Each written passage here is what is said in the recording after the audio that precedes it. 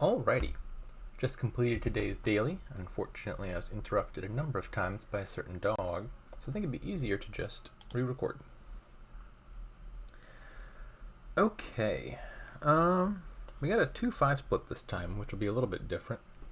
The biggest thing to note about this kingdom is there's no village, so you're not building an engine. You can only play at most one of these terminal actions per turn. So what are you doing instead? Biggest synergy that sticks out to me is Crypt plus Journey. You take a turn, you buy Journey, you leave all the treasures from the first turn in play, you take a second turn, you play Crypt. You can set aside 2 turns worth of treasures all at once. So Crypt looks even better than usual. As far as which action cards one would want, Bridge looks pretty bad when you can't play multiples.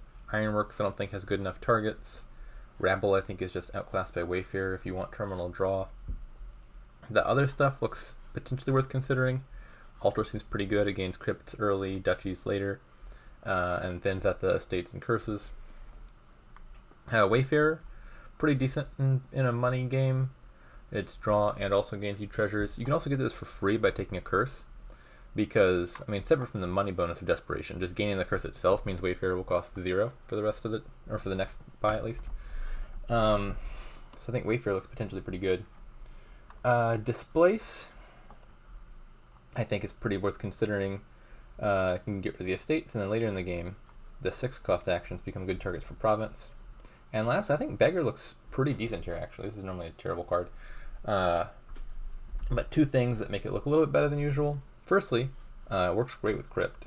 You line those 2 up, and then you can immediately set aside all the coppers, which really negates Beggar's main downside. Even if you don't line it up on that turn, you play Beggar, you buy Journey, you could do that on the following turn. And then secondly, Desperation, I think, has a tendency to really encourage aggressively taking provinces a little bit earlier than you otherwise would, even for a money game. Just because even if your deck starts to fall apart, you can get past the finish line on turns where you hit 6 or 7 by just buying Desperation and taking a curse to empty the last few provinces. And I think that plays pretty similarly to Beggar, where Beggar also is one where you spike 8 early off of a Beggar play, and then your deck starts to fall apart from all the coppers. But the combination of those 2 maybe means you can hit Province consistently pretty early and then not worry about the late game. Seems at least possible. So I would think on 4-3, the 4 should probably be Altar with a Desperation, and then the 3, probably just Silver, but I could see Desperation Crypt or something maybe. Or Desperation Wayfarer. I think Altar Silver is probably the move on 4-3. On 2-5, if I want Altar, I have to do it on the $5 turn. I could still do Altar, Desperation Wayfarer. I could just buy Crypt outright, actually, already. Like, what about Wayfarer turn 1, Crypt turn 2? That sounds pretty good, and fairly likely to lead to a decent set aside.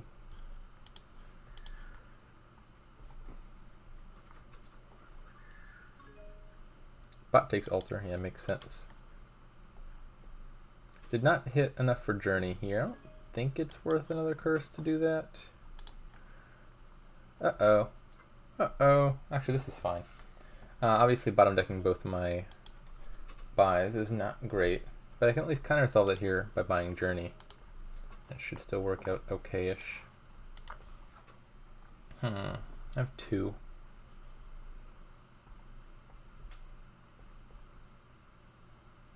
I don't love the idea of taking another curse for Wayfarer when I don't have an Altar in the deck to deal with the curses.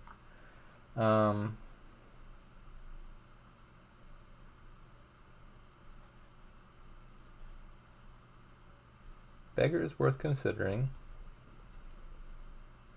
Beggar also seems worse when I don't have an Altar yet. Obviously, I want a number of Crypts for Beggar. I'm just going to not buy anything here. If you want a Beggar in your deck, you want enough Crypts to be consistently finding one, and that seems to require Altar as a prerequisite.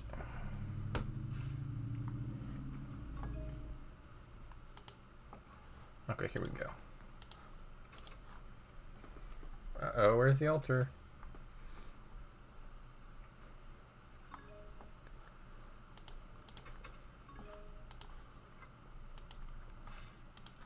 Alright, got another Crypt.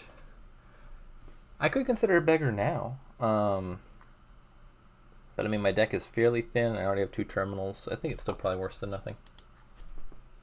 And also worse than a silver. This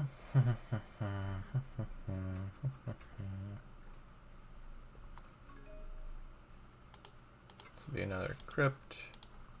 Journey. Did not find the Wayfarer, alas.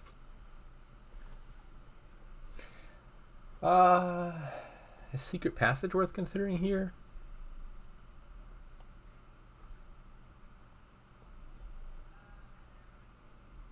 I mean, it's alright.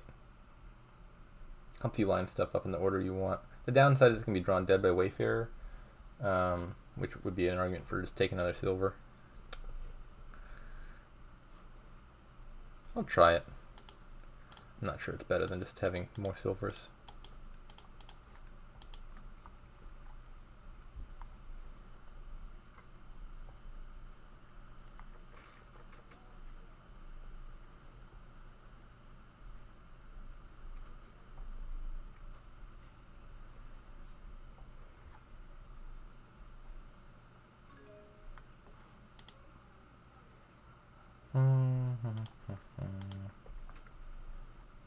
All right.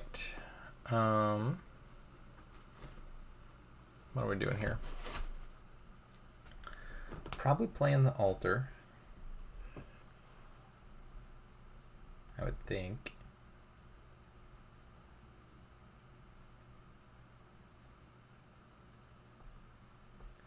I could put the Wayfarer back on top, not play the crypt now, buy Journey, and set aside on the following turn. I could just top deck the Wayfarer and buy a province, taking a curse. That's probably better, I think. This does not seem like a kingdom where you need to build terribly much. Like I said, desperation potentially makes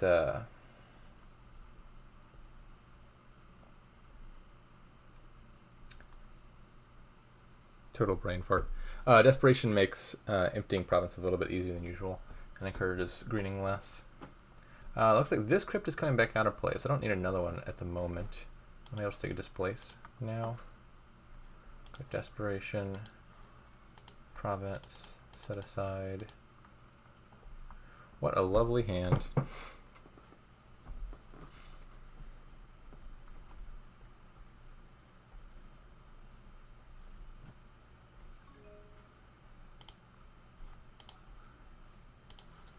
Some silvers.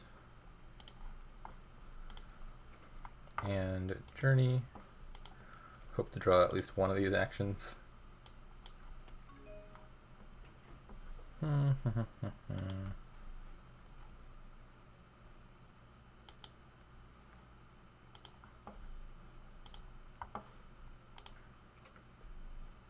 Think I'd rather play the altar. Could also displace the altar into province, but that curse looks too appealing. All these crypts have stuff to do. Let's get another one.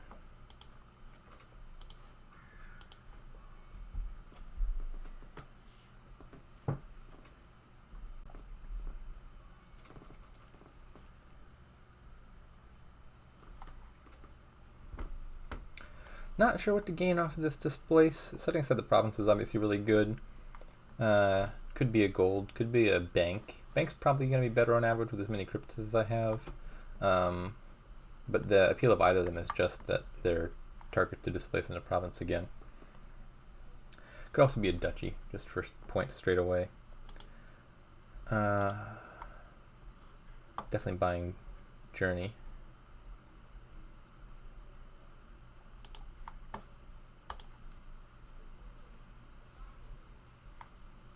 I'm just going to take the duchy. I think both the Wayfarer and the altar are already decent displaced targets. I don't think I need another one. I'd rather just have the points. As long as I don't bottom deck the crypt, I'll be very happy. Well, I jinxed myself. Whoopsie. Jesus Christ. Imagine what could have been if that crypt were one card higher in my deck and I got to set aside like 1, 2, 3, 4, 5, 6, 7, 9 treasures, as opposed to having 2 crypts to deal with like 2 treasures. Oh, this is so much worse. I don't think it's gonna make a difference. I'm gonna win either way, but were this to be a close game, I'd be kicking myself right now. Yeah, goodness gracious, what a terrible turn.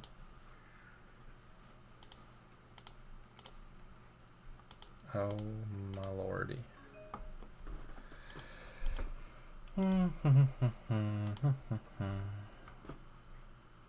Alright, so it's 8, 11 money. I can put a silver back on top and go Duchy Province.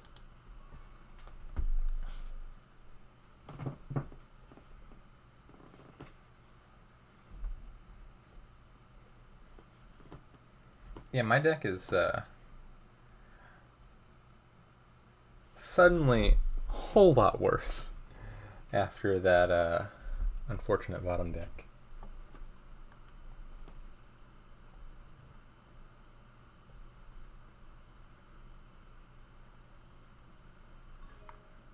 But now we're in that situation where you just use desperation aggressively to get across the finish line.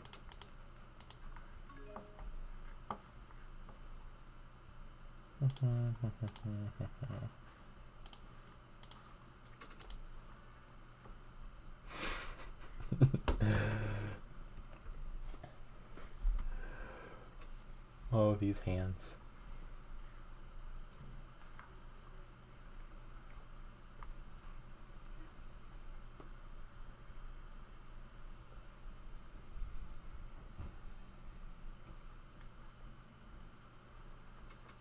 Bot, are you okay? They just played their... I mean, it doesn't matter. They're going to buy Dutch anyway, obviously. But playing the bank before all the other treasures was pretty funny.